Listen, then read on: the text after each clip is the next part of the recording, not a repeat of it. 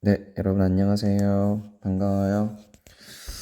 네, 지난주에는 선생님이 영상 녹화는 안 하고 도덕 원리 사실 판단, 도덕 판단에 대한 각 판단에 대한 문제를 좀 냈었죠. 그리고 숨어 있는 글자를 찾는 시간을 한번 가져봤는데 좀 친구들이 많이 어려워하더라고요. 그래서 선생님이 오늘은 지난번에 문제를 냈었던 내용에 대한 걸 간략하게 왜 그것이 맞는 것인지 틀린 것인지 설명을 좀 드리는 게 오늘 첫 번째 이야기가 될 거고요. 그다음에 두 번째는 이 이야기에 이어서 이제 그 다음 페이지로 넘어갈 건데 그 국학습지로 하면 58쪽이 되겠네요. 도덕 추론 연습하기라는 이제 파트가 있어요. 여기 부분을 간략하게 좀 하나 정도만 좀 짚고 넘어가려고 합니다. 근데 참고로 말씀드리면 오늘 하려고 하는 이 도덕 추론은 생각보다 조금 어렵습니다. 그러니까 선생님 이야기를 좀 잘 들어주시길 부탁드려요. 오늘은 좀 영상 녹화의 화면이 좀 바뀌었는데 지금 선생님은 핸드폰으로 촬영을 하고 있습니다. 다른 건 아니고 이게 오늘은 좀 약간 적으면서 해야 될 내용들이 좀 있어서 어떻게 할까 고민하다가 핸드폰으로는 좀 그게 가능할 것 같아서 이렇게 한번 진행을 한번 해보도록 할게요. 우선 지난 시간에 했었던 내용을 간략하게 좀 보겠습니다. 잘 보이는지 모르겠어요. 맞는지 틀리는지 한번 하나씩 한번 짚어가면서 한번 이야기를 한번 해보자고요. 자, 우선 네, 보이죠? 네. 내가 펜이 좀 잘 되는지 보고 있었어요. 네. 자, 우선 1번부터 한번 보도록 하겠습니다. 자, 우선 친구에게 거짓말하는 것은 나쁘다라는 게 지금 여기 나와 있죠. 친구에게 거짓말하는 것은 나쁘다. 이게 가치 판단이래요. 맞는 말이에요? 틀린 말이에요? 자, 어떤 거, 분명히 거짓말하는 것은 나쁘기는 해요. 하지만 계속 선생님이 설명드렸지만 각각의 상황에 따라서 어떤 것은 또 그것이 나쁠 수도 있지만 그렇지 않을 수도 있다고 선생님 영상에서도 소개를 했었죠. 한 번만 더 설명드리면 이런 내용이에요. 분명 거짓말하는 것은 나쁘다를 어떻게 친구들은 이렇게 해석한 친구들이 있을 거라고요. 거짓말하는 건 나쁘니까 사실 판단 아니에요. 이거 참과 거짓 나눌 수 있는 거잖아요. 라고 얘기할 수 있다라는 거죠. 근데 그런 것 같지만 조금만 생각을 해보면 그게 아닐 수 있다라는 걸 알 수가 있어요. 그때도 선생님 설명을 했지만 친구가 만약에 예쁜 옷을 입고 왔는데 내가 보기엔 그것이 예뻐 보이지 않아요. 근데 그 친구한테 그냥 무조건 너 진짜 완전 별로야 라고 말하기가 어렵다는 거죠. 상황에 따라 어떤 케이스에서는 거짓말이 필요할 수도 있다는 거예요.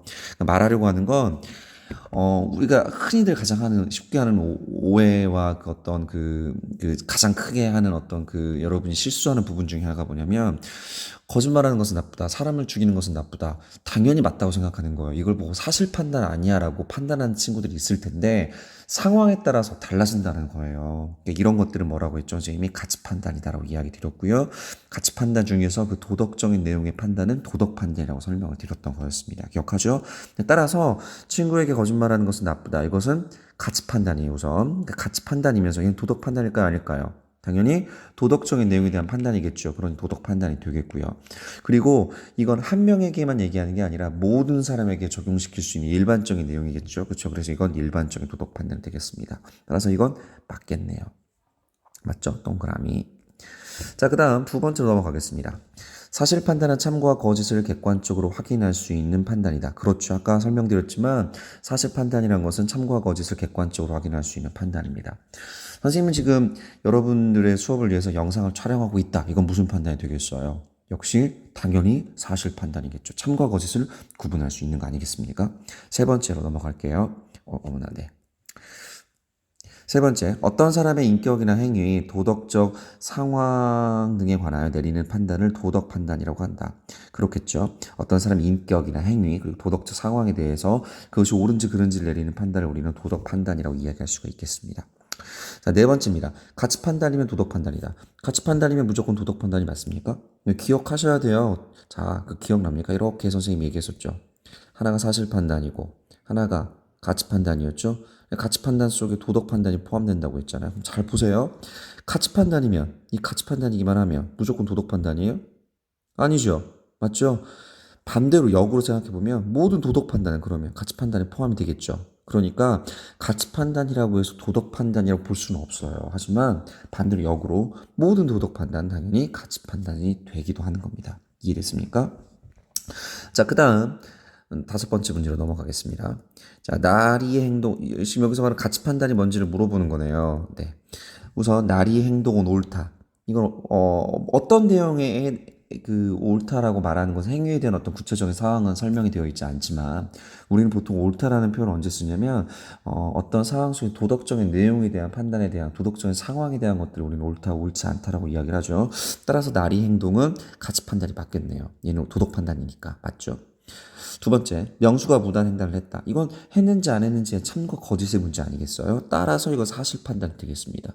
만약 영수가 무단 횡단을 했는데 영수가 무단 행동을 한 것이 옳지 않다라고 한다면 그건 가치 판단이면서 도덕 판단이 됩니다. 또 하나, 영수가 옳지 않다고 이야기했기 때문에 이건 개별적인 도덕 판단이 되겠네요. 그러나 여기서는 영수가 무단 횡단을 했다라고만 이야기를 했기 때문에 따라서 뭐가 될까요? 이건 사실 판단에 불과하겠죠. 자, 두 번째, 질서를 잘 지켜야 한다. 역시 도덕 판단이 되겠네요. 자, 가치 판단이면서 도덕 판단이면서 일반적인 도덕 판단이 되겠습니다. 맞죠? 네 번째입니다. 이 자전거의 성능이 매우 좋다. 이건 도덕 판단일까요? 아닐까요? 자, 이건 도덕적인 상황에 대한 판단은 아니죠. 자전거의 성능이 좋은지 안 좋은지는. 하지만 자전거의 성능이 좋다 나쁘다라는 것도 역시 사람들마다 다르겠죠. 따라서 이건 가치 판단이 되겠습니다. 따라서 가치 판단 두 개가 맞겠네요. 맞죠? 여섯 번째 넘어갈게요. 모든 도덕 판단은 개별적인 도덕 판단과 일반적인 도덕 판단으로 나눌 수 있다. 기억하죠?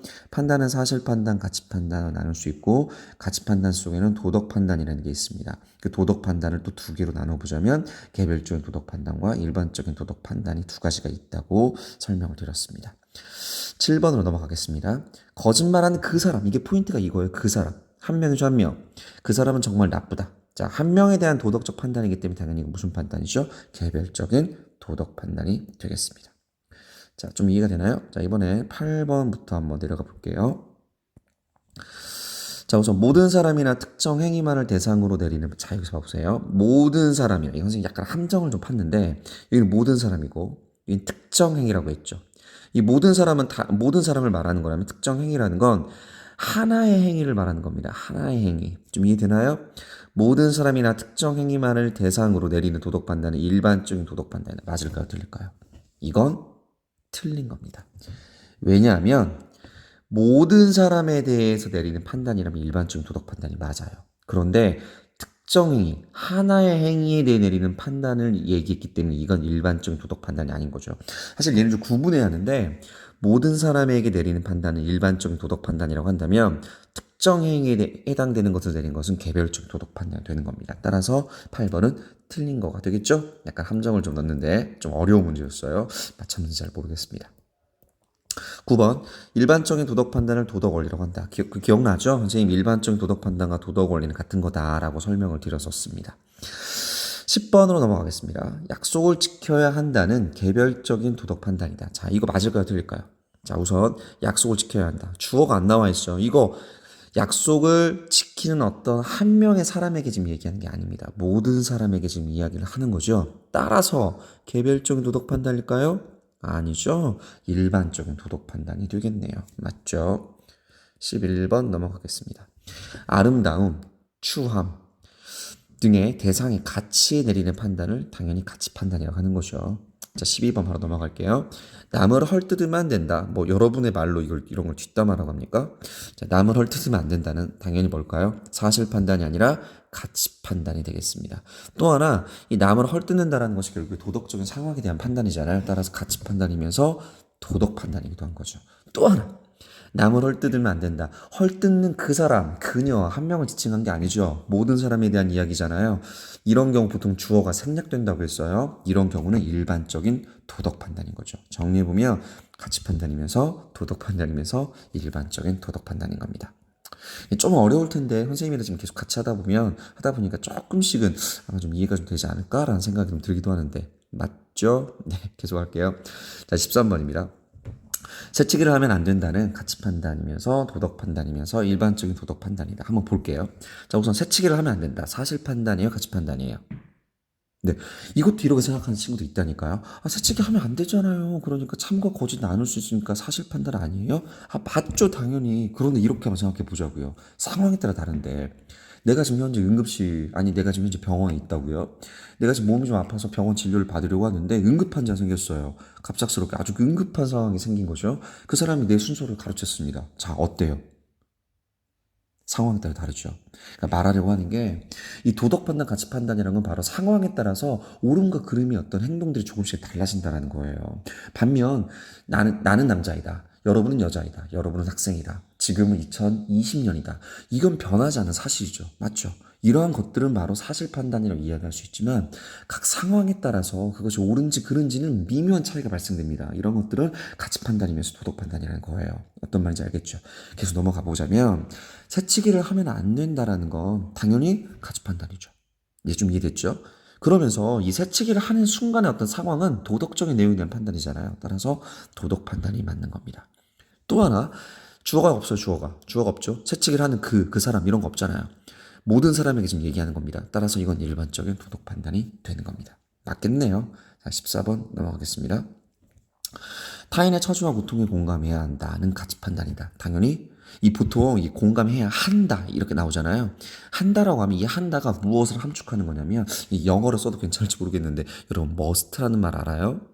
must, have to라고 하죠. 해야 한다. 영어 시간은 아닌데 이 해야 한다라는 말 속에 무엇이 포함되냐면 하지 않는 것이 옳지 않다라는 말이 포함되는 겁니다. 하는 것이 옳다라는 말이 포함되는 거예요. 그러니까 얘를 조금 더 서술해서 설명해 보자면 타인의 처지와 고통에 공감하는 것이 옳다라는 겁니다. 좀 이해됩니까? 이것과 방금 선생님이 설명했던 말과 이 문장이 같다라는 게 느껴져야 돼요. 이해됩니까? 자, 그럼 계속.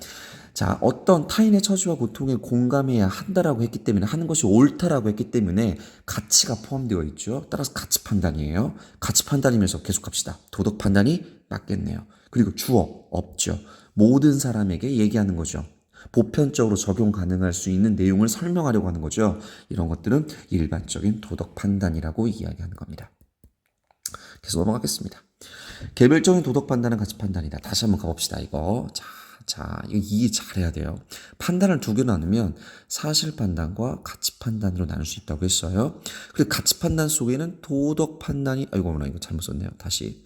가치 판단 속에는 도덕 판단이 포함된다고 했습니다. 자, 도덕 판단을 두 개로 나눌 수 있다고 했죠. 하나가 개별적인 도덕 판단, 하나가 일반적인 도덕 판단이라고 이야기를 드렸어요. 자, 이제 그림을 보면서 해석하는 거예요.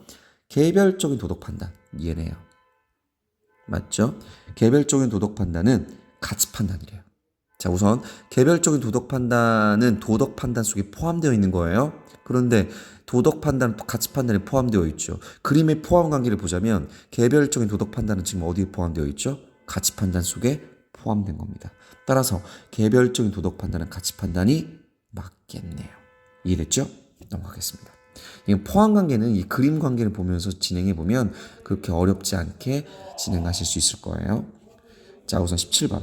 가치 판단 중 일부는 어떤 대상의 옳고 그름에 대한 판단이다. 이게 무슨 말인지 이해됩니까? 자, 우선 가치 판단에는 아까 설명했지만 도덕 판단도 있고 개별적인 도덕 판단, 일반적인 도덕 판단이 있다고 이야기를 했습니다. 근데 여기는 어떤 대상의 옳고 그름에 대한 판단이라고 했죠. 도덕 판단에 대한 이야기인 거예요. 따라서 가치 판단 중에 일부는 도덕 판단이 맞는 거예요, 틀린 거예요? 맞는 거죠.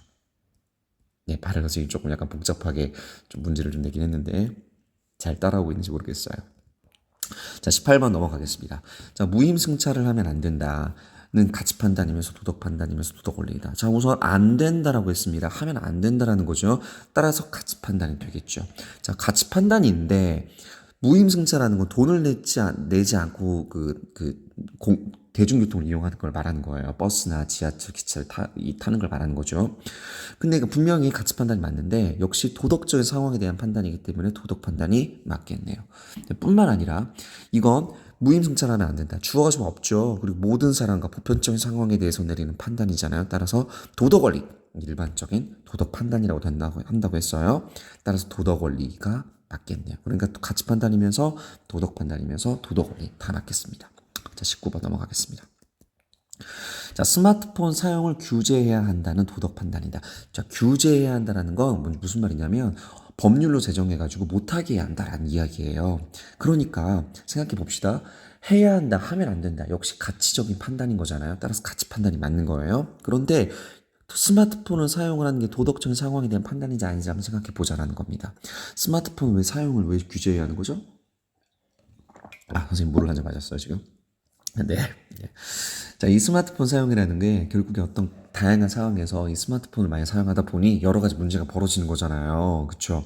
그러니까 이 사용을 못하게 해야 돼 라고 얘기하는 거잖아요. 그러니까 가치 판단이면서 도덕적인 상황에서 내리는 판단이라는 겁니다. 따라서 도덕 판단이 맞죠. 하나 더 나가봅시다. 이건 일반적인 도덕 판단일까요? 개별적인 도덕 판단일까요? 자, 우선 스마트폰 사용하는 그라고 얘기 안 했죠? 그냥 일반적인 어떤 사례에 대해서 얘기를 하는 거잖아요. 따라서 이건 일반적인 도덕 판단이 되는 겁니다. 됐나요? 너무 길어요? 네, 조금만 힘냅시다. 20번 넘어갑니다. 자, 개별적인 도덕 판단은 행위 전체에 관해 보편적으로 평가를 내리는 판단이다. 보편적이라는 말은 변하지 않는 걸 얘기하는 거예요. 모든 사람에게 적용시킬 수 있는 걸 우리는 보편적이라고 얘기를 하는 겁니다. 그런데 개별적인 도덕 판단이라는 건 한 명에 대해서 내리는 거잖아요. 따라서 행위 전체와 보편적으로 내릴 수 있는 건 개별적인 도덕 판단이 아니라 뭘까요? 일반적인 도덕 판단이 되겠습니다. 이해됐습니까? 21번. 같은 내용에 대한 다양한 도덕 판단은 평가의 기준에 따라 더 나은 도덕 판단과 그렇지 않은 판단으로 나눌 수 있다. 이 말이 무슨 말이냐면, 그러니까 이 가치 판단과 도덕 판단이라는 건 결국에 상황에 따라 사람들마다 내리는 판단이 다 달라진다라는 겁니다. 맞죠? 그렇겠죠? 아까 병원에서 진료를 하고 있는데 갑작스럽게 응급 환자가 발생해서 내 순서보다 먼저 그 사람이 진료를 받게 된다고 했었을 때 사람들마다 내리는 판단이 다를 수 있다는 거예요. 어떤 사람은 그래, 나보다 좀 더 위급한 사람이 먼저 치료를 받는 행동이 옳은 거야 라고 판단을 내리는 사람도 있겠지만, 또 어떤 사람은 순서를 지키는 것이 옳은 거야, 그러니까 아무리 위급한 상황이라고 해도 나보다 먼저 치료를 받으면 안 되라고 내릴 수도 있다는 겁니다. 그런데 두 개의 케이스를 보면서 우리는 어떻게 내릴 수 있냐면, 그래도 어떤 도덕 판단이 조금 더 좋은 도덕 판단 아닐까라고 이야기할 수 있다라는 거죠. 선생님 말 좀 이해되죠? 그러니까 다시 말해보자면 도덕 판단이라는 건 조금 더 나은 도덕 판단과 그렇지 않은 판단이라는 것이 있을 수 있다라는 거죠. 이해됐습니까? 자, 22번입니다. 바퀴벌레보다 강아지가 귀엽다는 가치 판단이다. 당연히 각 사람들만 내리는 어떤 가치 영역에 대한 판단이 가치 판단이 맞겠죠. 자, 23번은 좀 사실 문제의 질이 좀 많이 떨어지는데, 선생님이 말했었죠? 말할 수 없는 것에 침묵해라. 누가 했던 거였죠? 베투겐슈타인이 아니라 누가였죠? 비트겐슈타인이었습니다. 선생님이 좋아하는 철학자인데 나중에 우리 등교하면 선생님이 이 비트겐슈타인에 대해서 조금 더 설명을 좀 드려보도록 하겠습니다. 자, 24번. 사실 판단임과 동시에 가치 판단인 경우도 있다. 이거 있을 수 있을까요? 없을까요? 다시 한번 그림을 그려보자면, 자, 판단을 두 개로 나눠보면 사실 판단과 가치 판단으로 나눌 수가 있는 거예요. 그럼 보세요. 사실 판단이면서 동시에 가치 판단일 수 있는 게 있습니까? 없습니까? 없죠? 따라서 X가 되겠네요. 자, 지금까지 선생님이 한 24번까지 24개의 문제를 한번 좀 풀어봤어요. 그래서 그걸 통해서 그림을 그려봤을 텐데, 글자를 찾아봤을 텐데, 글자가 뭔지 나왔죠? 네. 코로나 아웃이라는 글자였습니다. 맞죠? 이제 구글 클래스에 많이 올려졌는데요. 혹시 지금 하지 않은 친구들 있다면 한 번 더 복습해서 선생님의 이 이야기를 토대로 해서 다시 한 번 더 복습을 할 수 있는 시간을 한번 가져보기를 희망합니다. 자, 이걸로 끝나는 게 아닙니다. 하나 더 갈 거예요. 자, 네, 잠시만요. 네, 이게 잘 안 되네요. 네. 이제 두 번째 할 이야기는 뭐냐면 요 내용입니다. 네. 자, 우선은 좀 어려워요. 우선 원래는 두 가지를 하려고 했는데 우선은 도덕 추론의 구조만 이해하는 요것만 오늘은 좀 설명을 좀 드려볼 겁니다. 1번만 이거. 이 도덕 추론에 대한 설명을 좀 할 건데요. 이 도덕 추론이 무엇인지를 간단하게 좀 설명을 한번 드려보겠습니다. 이게 이 도덕 추론이라는 건 여기 보면 도덕 원리, 사실 판단, 도덕 판단 이렇게 지금 세 개가 지금 나와 있죠. 옆에도 보면 도덕 원리, 사실 판단, 도덕 판단 나와 있고요. 밑에도 마찬가지고요. 밑에도 마찬가지입니다. 우선 형식적인 측면을 좀 얘기를 해보자면 이 도덕 추론이라는 게 어떤 거냐면 이런 거예요. 우리가 배웠던 도덕 원리와 사실 판단을 이용해가지고 도덕 판단이라는 이게 주장이거든요. 주장을 하는 과정을 도덕 추론이라고 하는 겁니다. 좀 더 쉽게 말해보자면 도덕 원리 사실 판단 사실 근거입니다. 근거와 이유가 되는 거예요. 그러니까 도덕 원리와 사실 판단이라는 근거와 이유를 들어가지고 내가 어떤 상황에서 그 상황에서 자신의 어떤 주장, 도덕 판단을 내리는 과정을 우리는 도덕 추론이라고 하는 겁니다. 근데 왜 이 도덕 추론을 배우냐고요? 왜 그럴까요? 이유는 간단합니다. 왜냐면 아까 말했지만 어떤 각각의 도덕적인 상황에서 내릴 수 있는 도덕 판단은 사실 사람들마다 다 달라요. 그리고 아까 이야기했던 것처럼 그런데 그 상황마다 내리는 개별적인 도덕 판단들이 다 다르지만 어떤 도덕 판단은 조금 더 나은 도덕 판단이라 이야기할 수도 있고 또 어떤 경우는 그렇지 못하다라고 말할 수도 있는 거죠. 그러니까 내가 내리는 어떤 도덕 판단이 지금 사실 도덕 판단을 잘 내렸는지 그 상황에 맞춰서 제대로 된 판단을 내렸는지 못 내렸는지를 좀 생각해 볼 필요가 있지 않겠어요? 그러니까 이렇게 자신 내린 도덕 판단이 조금 더 좋은 판단이었는지 그렇지 않은지를 확인해 볼 수 있는 가장 좋은 방법이 바로 이 도덕 추론의 3단계를 적용해 보는 겁니다. 이 적용했었을 때 그것에 맞추어서 이 3단의 어떤 구조에 맞추어서 진행했었을 때 우리는 조금 더 좋은 도덕 판단을 내릴 수 있는 거죠. 사실은 이 내용적인 부분보다는 사실 이 도덕 추론의 구조는 사실 형식적인 측면에 좀 더 가깝습니다. 그러니까 형식적인 어떤 도덕 원리와 사실 판단이라는 이런 형식의 근거를 들어가면서 내가 내리고 있는 이 도덕 판단이 제대로 내린 도덕 판단일까 아닐까 이런 것들을 우리가 확인해 볼 수 있다라는 거죠. 좀 더 설명을 한번 드려보면 이런 거예요. 예를 들어서 지금 코로나19 사태잖아요. 여러분도 아마 지금 보고 있겠지만 노래방 좋아하죠? 근데 노래방을 통해서 지금 사실 다중 이용 시설이라고 해서 사람들이 많이 이용하다 보니까 또 특히나 그 노래방 같은 경우는 되게 그 좁은 공간 안에서 환기가 잘 안 되잖아요. 그러니까 이런 것 때문에 이런 시설을 이용하다가 지금 사실은 확진자들이 지금 계속 발생을 하고 있잖아요. 그러니까 한번 생각을 한번 해보는 거예요.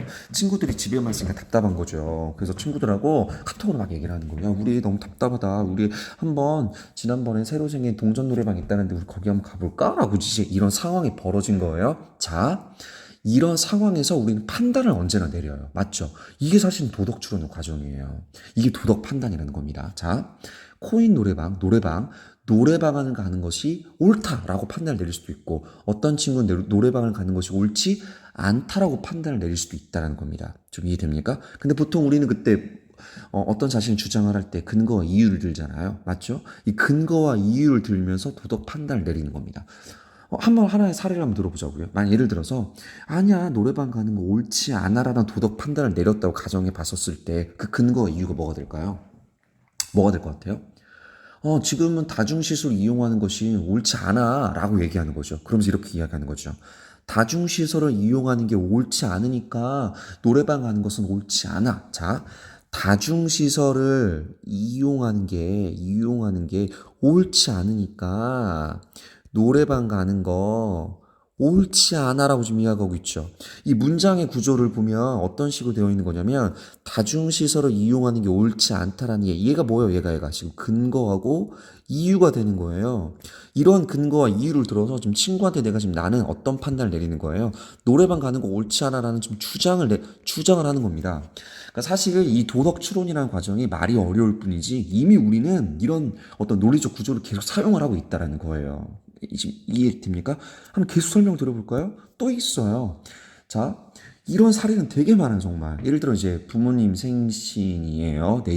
내일이. 그러면 부모님 생신이라는 상황이 좀 벌어진 거예요. 자, 그랬을 때 여러분이 어떠한 또 도덕 판단을 내리냐면 그러니까 아침에 미역국을 끓여주는 것이 옳은 것 같아. 자, 이렇게 생각을 하는 거예요. 그렇게 지금 언니나 오빠나 동생한테 얘기한 거예요. 야, 내일 엄마 아빠 생신이니까 우연치 않게 엄마 아빠 생신 겹칠 수도 있는 거니까. 자, 엄마 아빠 생신이니까 우리 아침에 미역국을 끓이는 게 나는 옳은 것 같아 라는 지금 도덕 판단을 내린 겁니다. 미역국을 끓이는 게 미역국을 끓이는 게 옳은 것 같아 라고 지금 도덕 판단을 내린 거죠. 라고 지금 얘기를 한 거예요. 미역국 옳다라고 지금 얘기를 하는 거예요. 그러면서 뭐라고 하냐면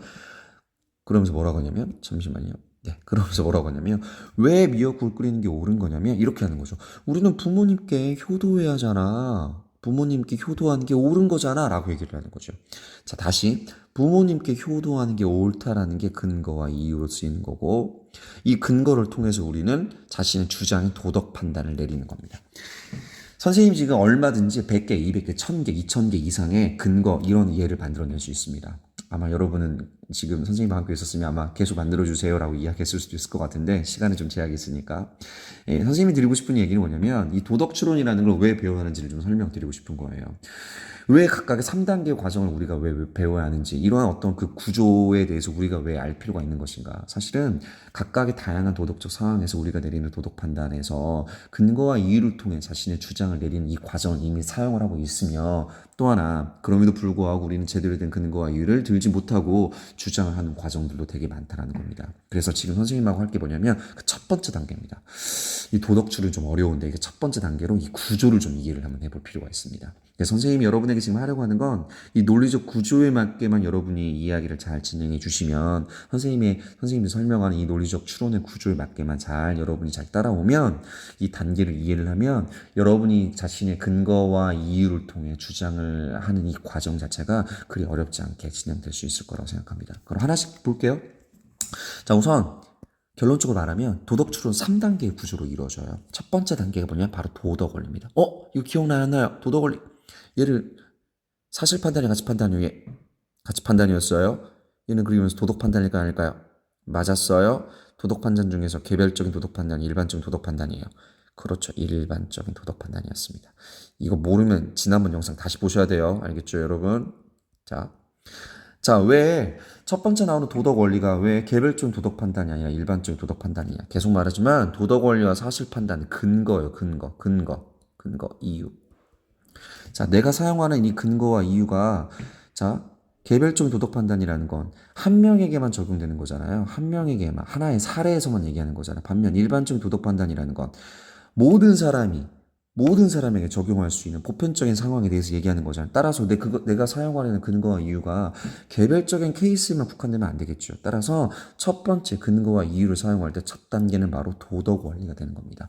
모든 사례에 적용시킬 수 있는 어떤 도덕 판단을 내리는 게 첫 번째입니다. 두 번째, 사실 판단을 얘기하는 겁니다. 저 두 번째 단계예요. 사실 판단은 왜 그런 거냐면 첫 번째 대전제적인 모든 사람에게 적용시킬 수 있을 만한 도덕 원리를 제시를 하고, 그리고 현재의 구체적인 상황을 이 도덕 원리하고 한번 연계시켜 보는 거예요. 그 상황이 지금 어떤 상황인지. 그러니까 어떤 것은 옳지 않은데 지금 현재 상황이 이런 상황이야 라는 게 또 사실 판단인 거죠.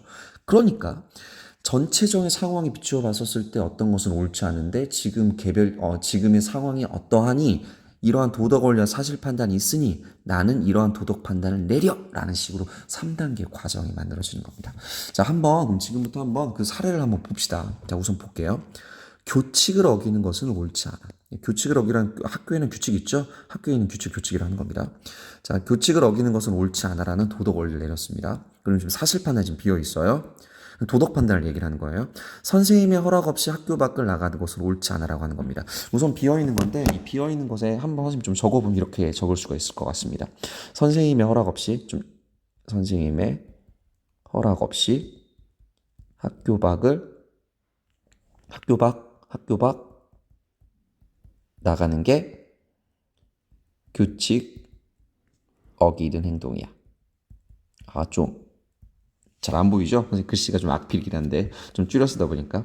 그러니까 우선 구조를 좀 설명드리고 싶은 거예요. 우선 첫 번째 도덕 원리가 이런 구조예요. 규칙을 어기는 것은 옳지 않다라고 지금 이야기를 했고, 옳지 않다. 두 번째는 선생님의 허락 없이 학교 밖에 나가는 건 규칙에 어긋나는 행동이에요. 사실 판단 맞죠? 이거 근데 잘 조심해야 될 게, 이 사실 판단에서 규칙을 어기는 행동이랑 옳지 않아라고 말한 친구들도 있는데 이렇게 하시면 절대로 안 됩니다. 근데 마지막 도덕 판단이에요. 선생님의 허락 없이 학교 밖을 나가는 것은 옳지 않아라고 지금 되어 있잖아요. 이걸 보고 바로 여러분들은 도덕 원리와 사실 판단이 뭔지, 도덕 판단이 뭔지를 알 수가 있는데, 자, 교칙을 어기는 게 옳지 않은데 선생님의 허락 없이 학교 밖에 나가는 게 규칙을 어기는 거니까, 그러니까 선생님의 허락 없이 학교 밖 나가면 돼요, 안 돼요? 안 된다라는 어떤 구조를 만드는 겁니다. 어떤 말인지 좀 이해가 되죠. 근데 포인트는 여러분하고 선생님하고 지금 첫 번째 하려는 건 뭐냐면 이거예요. 지금 문제를 보면 알겠지만 각각의 지금 빈칸들이 나와 있잖아요. 이 빈칸에 어떤 것들을 채울지를 여러분이 지금 그 구조에 맞게끔 넣는 겁니다. 근데 지금부터는 스킬을 좀 하나 알려드리려고 합니다. 무슨 말이냐? 이 정해져 있는 공식이 좀 있어요. 도덕 원리와 사실 판단과 도덕 판단을 전부 다 두 개로 나눌 수가 있습니다. 자, 어떻게 나누냐? 도덕 원리도 이렇게 나눌 수 있고요. 도덕 판단은 선생님의 허락 없이 학교 밖을 나가는 것은 옳지 않아 라고 할 수 있습니다. 사실 판단도 이렇게 나눌 수가 있어요. 나눈 다음에 여러분이 해야 될 게 뭐냐면 첫 번째 앞에 구조에다 1번이라고 문장 붙이고요. 두 번째는 2번이라고 붙이고 세 번째는 3번, 그 다음 1번, 그 다음 3번, 2번의 형식으로 붙일 수가 있는 겁니다. 조금 이해되죠? 자, 이걸 왜 붙이냐면 사실 이 도덕 추론 3단계 구조는 반드시 이 구조를 따라야만 해요. 무조건 따라야 합니다. 1번, 2번 쓰였잖아요. 이 1번이 다시 여기 1번에 오는 거예요. 무슨 말이냐면 교칙을 어기는 게 여기예요. 교칙을 어기는 거. 어김. 자, 여기 3번 나와 있죠. 3번은 선생님의 허락 없이 학교 밖을 나가는 게 3번이잖아요. 여기는 선생님의 허락 없이 학교 밖을 나가는 게 3번인 겁니다. 그럼 합쳐보면 선생님의 허락 없이 학교 밖을 나가는 게 교칙을 어기는 행동이다. 그리고 3번, 선생님의 허락 없이 학교 밖을 나가는 것은 옳지 않다. 기가 막히게 일치하죠. 선생님, 그러니까 여러분에게 지금 말하려고 하는 포인트는 뭐냐면 이 도덕 추론의 구조를 이해하기 위해서는 지금 선생님이 말씀드렸던 이 1, 2, 3, 1, 3위의 구조를 이해를 하고 이것에 맞춰서 여러분들이 빈칸을 채워가는 훈련이 좀 필요합니다. 좀 이해됐습니까? 한 번만 더 설명을 좀 드려보면 도덕 원리, 사실 판단, 도덕 판단에서 꼭 기억해야 될 것 첫 번째 문장을 두 개로 나누고요. 이렇게 나눈 다음에 나눈 거에 번을 붙이는 겁니다. 이렇게 1번, 2번, 3번, 1번, 3번, 2번을 붙이고 비어있는 해당되는 칸에 이 해당되는 것만큼을 그대로 붙여 넣으면 이 비어있는 칸을 작성하는 건 어렵지 않을 것 같습니다. 근데 이제 그걸 궁금해하는 친구들이 있어요. 근데 1, 2, 3, 1, 3이 알겠는데요. 이거 선생 어떻게 나눠요? 이거 어떻게 나누는지 잘 모르겠는데요. 포인트를 주면 도덕 원리와 도덕 판단은 결국에 도덕 판단이에요. 기억하죠? 그러니까 도덕 원리나 도덕 판단은 항상 어떤 식이냐면 무엇은 옳다 또는 옳지 않다라는 구조를 만들어줘요. 그래서 도덕 원리와 도덕 판단을 문장을 나눌 때는 옳다와 옳지 않다 앞에서 문장을 나누시면 쉽게 문장을 해결할 수가 있을 겁니다. 반면 사실 판단 같은 경우는 어떻게 나누냐면 이게 지금 사실 판단 나오잖아요. 예를 좀 들어보면 무임승차는 법을 어기는 행동이다. 자, 무임승차라는 게 하나 나오죠. 그다음 법을 어기는 행동이라는 게 또 하나 나오죠. 두 개의 문장이 지금 새로 지금 약간 분리되어 있잖아요. 분리되어 있는 내용을 이렇게 나누시면 되는 겁니다. 그리고 사실 판단이니까 1, 2, 3번, 2번 이렇게 나누면 되겠죠? 이렇게 해서 비어있는 칸을 채우시면 되겠습니다. 이제 여러분들은 지금 우선은 이 동그라미 1번만 여기 지금 나와 있는 도덕추론 3단 구조 이야기만 선생님의 설명을 듣고 한번 빈칸을 한번 채워보시면 될 것 같고요. 동그라미 2번 도덕추론 형식 만들기는 그 다음 시간에 선생님하고 이야기를 한번 해보도록 하겠습니다. 좀 내용이 좀 어려울 수도 있을 텐데 궁금한 내용 구글 클래스 또는 오픈 카톡방 통해서 오픈 채널을 통해서 선생님에게 질문해 주시기를 바랍니다. 알겠죠? 그럼 다음 시간에 만나요. 여러분 안녕.